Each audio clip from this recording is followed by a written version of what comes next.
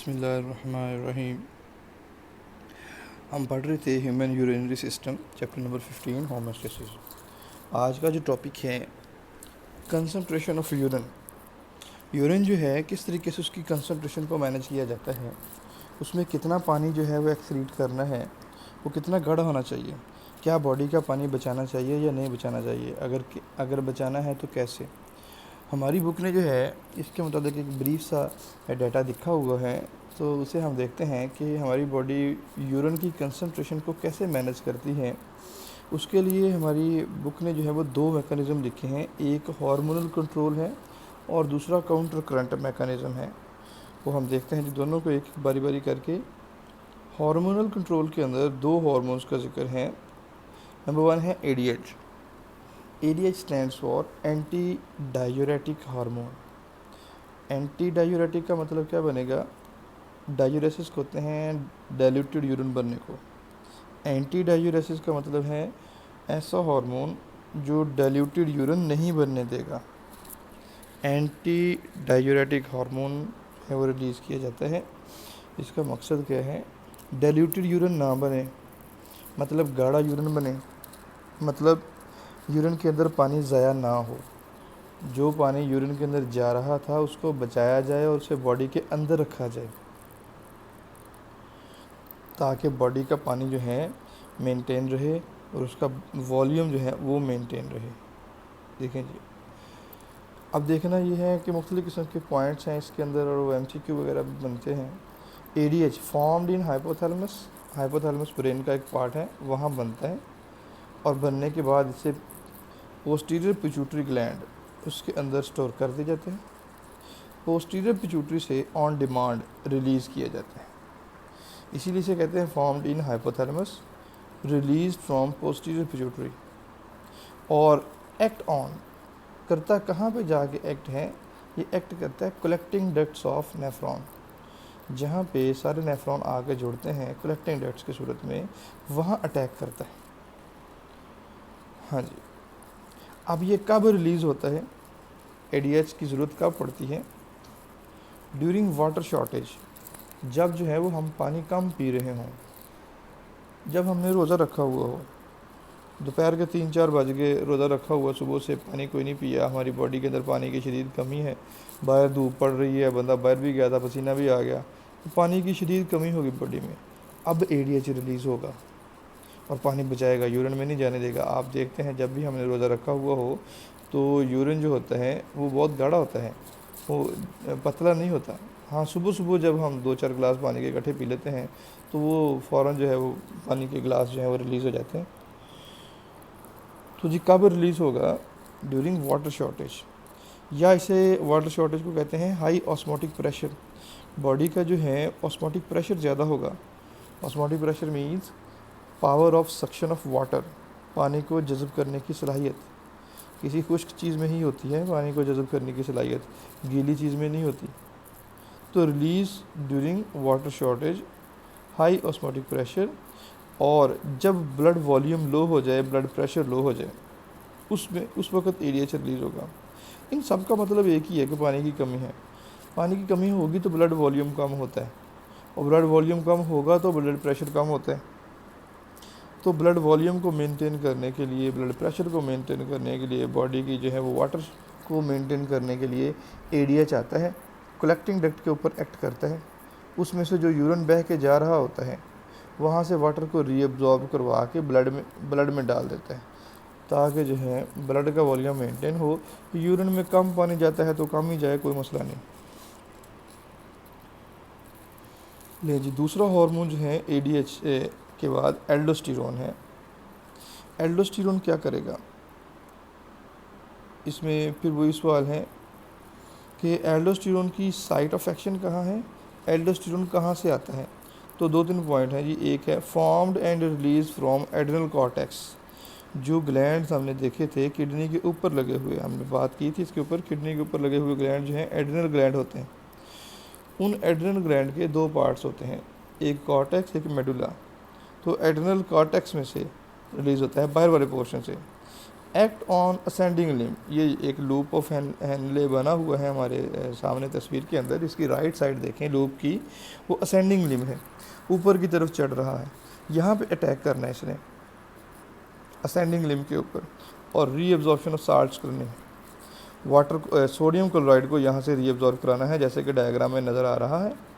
इसने actually pumps के ऊपर अटैक करना होता है, यहाँ पे सोडियम पंप कहते हैं उसको।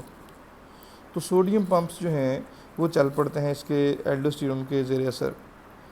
सोडियम पंप चलते हैं तो यूरिन में से जो बह के जा रहा है, फिल्ट्रेट जा रहा है, जो यूरिन बन जाएगा उसमें से सोडियम क्लोराइड निकाल के बॉडी में फेंक देते हैं।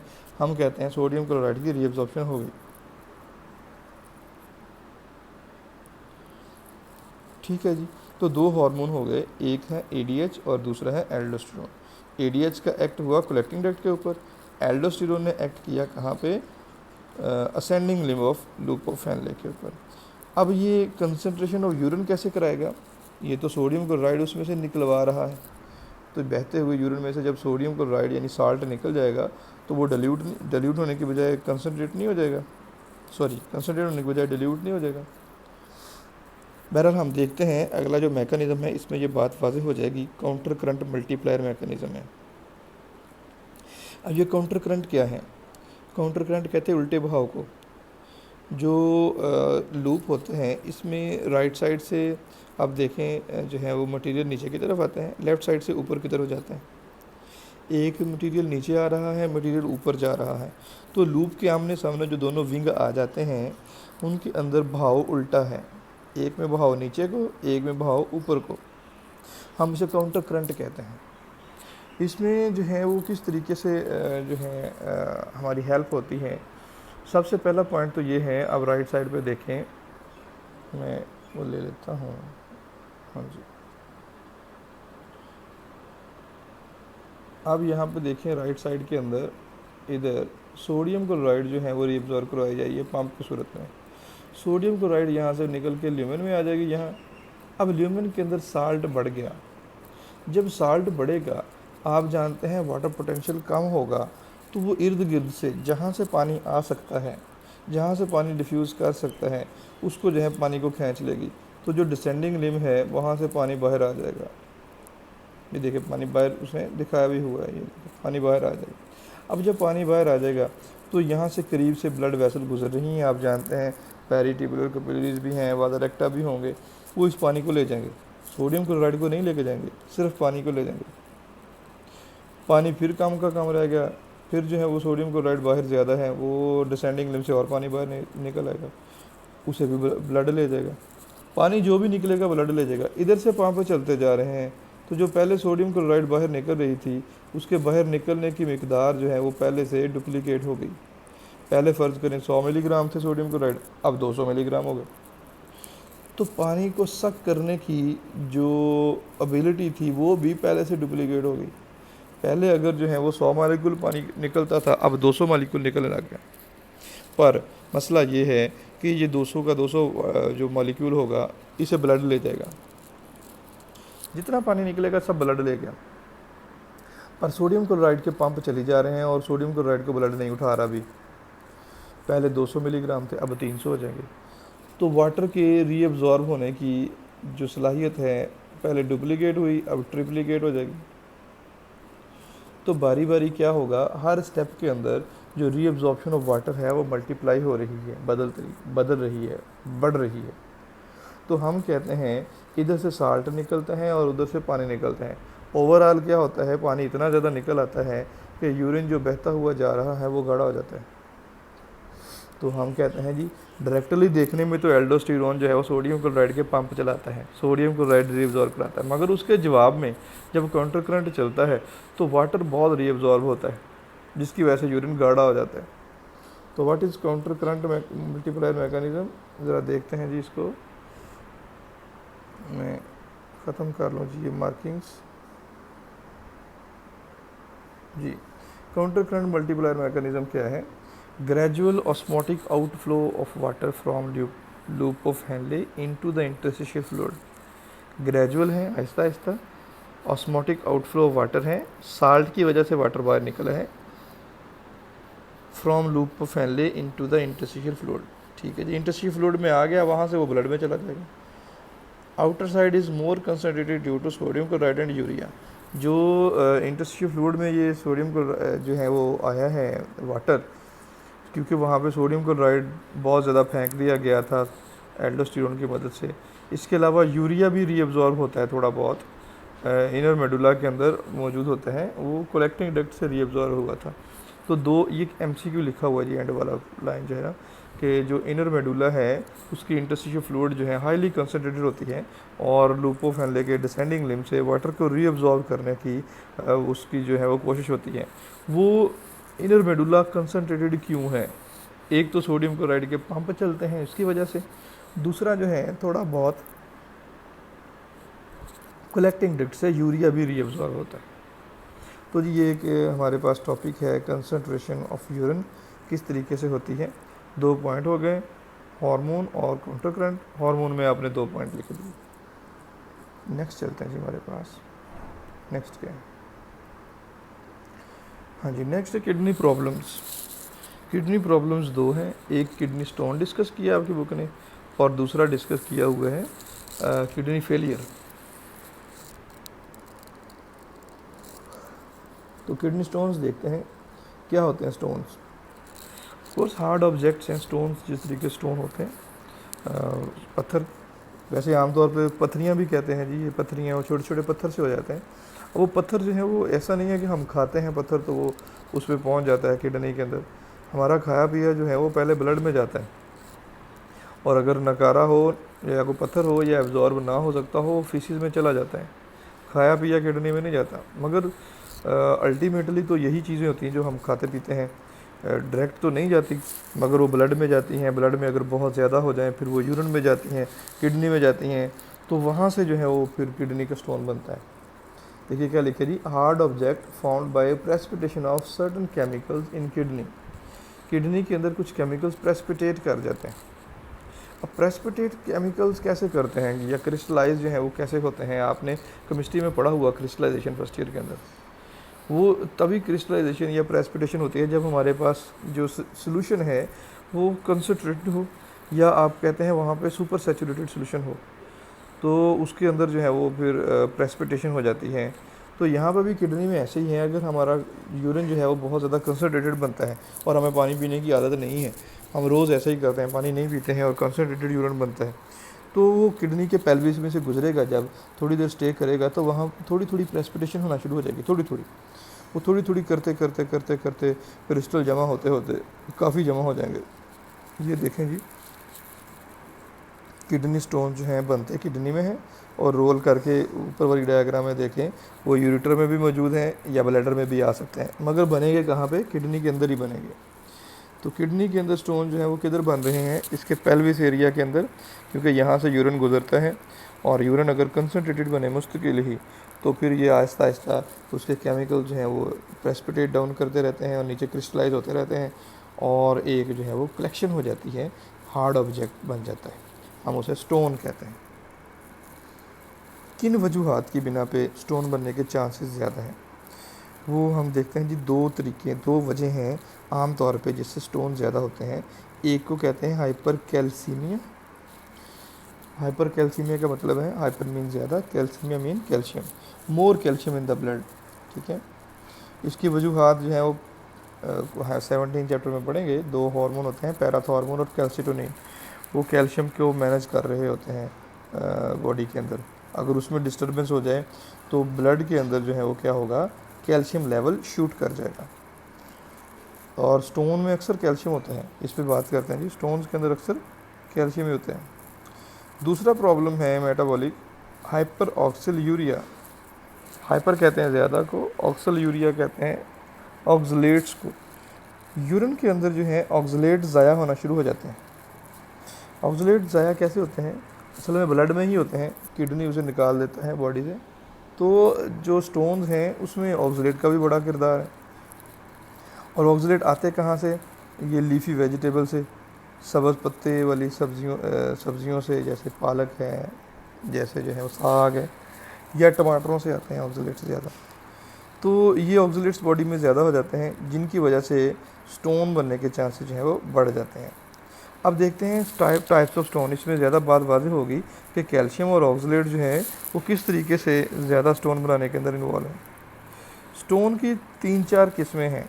पहली किस्म ही कैल्शियम ऑक्सलेट की है। अगर बॉडी में कैल्शियम ज़्यादा है या बॉडी में ऑक्सलेट ज़्यादा है तो दोनों सूरतों के अंदर क्या होगा, अगर दोनों ही ज़्यादा हैं तो सोने पे सुहागा।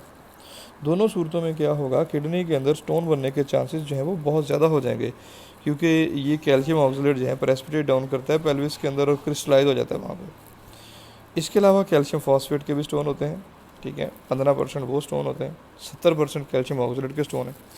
यानी कि अगर हम 100 पेशेंट देखें स्टोन वाले, उसमें से 70 पेशेंट जो हैं ऑक्सलेट वाले होंगे, 15 पेशेंट जो हैं वो फॉस्फेट वाले होंगे। इसके अलावा यूरिक एसिड के स्टोन भी होते हैं 10%, वो सबसे कम है 10%। और इसके अलावा 5% जो है वो अदर्स हैं, वो हम क्या डाइट खाते हैं उस हवाले से, कोई केमिकल खा रहे हैं, कोई दवाई खा रहे हैं, किसी ख़ास इलाके में रहते हैं वहाँ के पानी के अंदर कोई साल्ट है, तो उस वजह से थोड़ा बहुत जो है वो स्टोन जो है वो 5% और भी बन सकते होते हैं। स्टोन है कहाँ, MCQ के लिए एक पॉइंट है, तो आप इसे लिख भी सकते हैं। पेल्विस के अंदर हो सकते हैं स्टोन्स, और यूरेटर में हो सकते हैं, वो देखें ऊपर वाली डायग्राम में, छोटी डायग्राम में, पेल्विस में हो सकते हैं, यूरेटर में हो सकते हैं, यूरिनरी ब्लैडर में हो सकते हैं। फॉर्मेशन ऑफ स्टोन्स बनते कहाँ हैं, बनते पेल्विस में ही हैं, बनते पेल्विस के अंदर ही हैं। उसके बाद है जी management of kidney stones. Kidney stone को मैनेज कैसे किया जाता है, तोड़ के निकाल दें या सर्जरी करके निकाल दें, दो ही तरीके हैं। एक तो सर्जरी है, पुराना तरीके हैं, डेंजर होता है थोड़ा सा, ठीक है, सर्जरी करते हैं, ब्लीडिंग हो जाए या इन्फेक्शन हो जाए तो किडनी के फेल होने के चांसेस होते हैं, ख़राब हो जाए किडनी। बहरहाल करते ही रहें इसको भी, मगर अब आजकल जो है वो इससे ज़्यादा सेफ़ जो है वो तरीका है, लिथोट्रिप्सी कहते हैं। लिथो कहते हैं खुशी को, ट्रिप्सी कहते हैं तोड़ने को, स्टोन को तोड़ना लिथोट्रिप्सी है। Extra corporeal shock waves lithotripsy. Extra corporeal, extra मतलब बाहर, कॉर्पोरियल मतलब बॉडी, बॉडी के बाहर से शॉक वेव्स दी जाती हैं और लिथोट्रिप्सी होती है।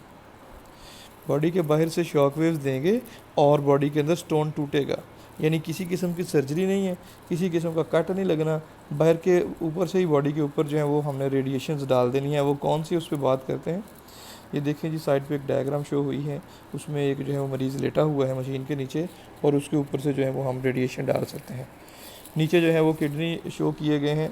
पहले किडनी में लेफ़्ट साइड से देखें स्टोन नज़र आ रहा है, दूसरे किडनी में उसके ऊपर रेडिएशन डाली गई, और तीसरे जो राइट मोस्ट साइड के ऊपर है उसमें देखें अब स्टोन नहीं है, वहाँ सैंड सी है, क्रश्ड स्टोन है, टूट चुका है स्टोन। अब वो कैसे तोड़ा जाता है, सेफ़ टेक्निक के ज़रिए से, जिसमें ब्लीडिंग के चांसेस बहुत कम हैं, थोड़ा बहुत हो भी जाती है, इन्फेक्शन के चांसेस नहीं हैं, ठीक है। शॉक वेव्स एंड यूज़ होती हैं वो एक्सरेज और अल्ट्रासाउंड है। एक्सरेज जिस चेक करने के लिए कि स्टोन्स किधर हैं, राइट किडनी में, लेफ़्ट किडनी में कितने के हैं, बड़ा है छोटा है, एक्सरेज डायग्नोस्टिक होता है चेक करने के लिए। जबकि अल्ट्रासाउंड वेव्स जो हैं पावरफुल वेव्स होती हैं, आप जानते हैं साउंड जो है कंप्रेशनल वेव्स अल्ट्रासाउंड में बहुत ज़्यादा पावर होती हैं, वो तोड़ने के लिए इस्तेमाल होता है।